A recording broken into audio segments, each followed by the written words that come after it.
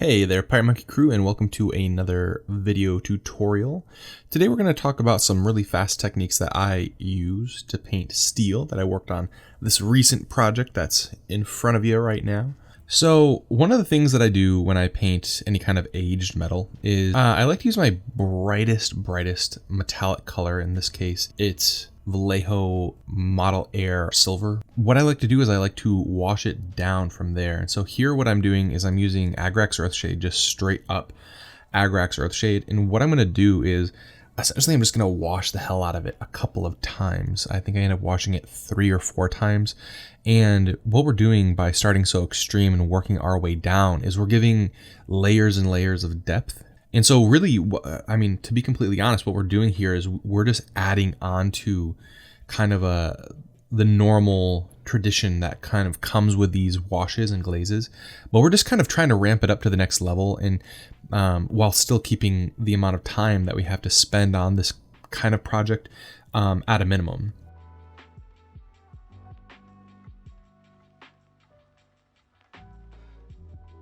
So one of the things that you'll see me do here is I'll actually kind of scrape the brush on an edge.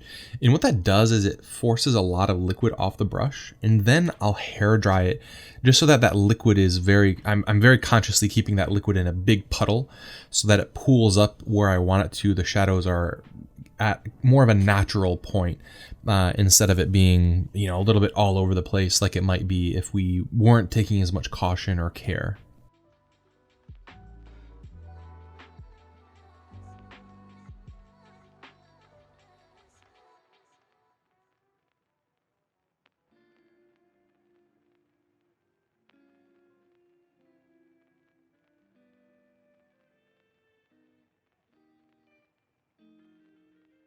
Okay, and so now what I've done is I've mixed a little bit of black paint. I think I used Vallejo Model Black, and we're just kind of getting in a final little glaze of this here. We're being a little bit more cautious with it. We're really trying to fill in these cracks or creases, trying to pull out the detail while still giving it that worn, aged feeling that we are looking for.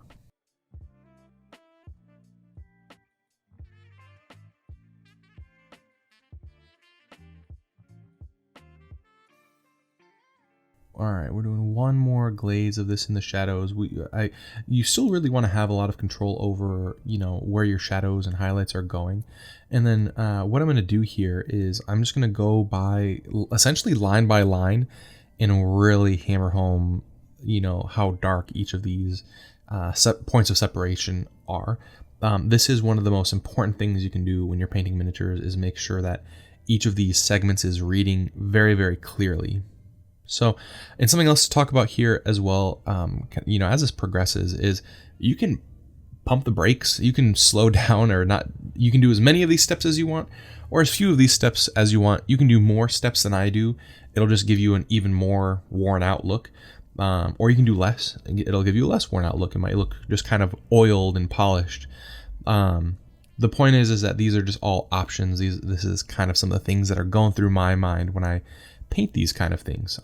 This part isn't even going to be seen all that much on the miniature, to be completely honest, but you know, when I'm doing a high tabletop or, you know, a piece like this, I really want to make sure that every little bit, no matter what way it's turned, is being painted with some kind of care. So as a final step here as well, what I'm doing is I'm getting my base coat color, which is that Vallejo Model Air Silver, and I'm gonna just kind of paint along the edges. I'm not quite doing edge highlighting here just because there's not enough room for me to, essentially. And what this does is it really brings back out the edge and it amplifies the separation and distinction between each of these plates. What I might have done here to do this even a little bit better would be to actually add a little bit of black to the color. I think just the straight silver tone is a little bit too bright. So just even giving myself a little bit of a critique here as we go. But the Vallejo Model Air metallics and the Game Air metallics are amazing.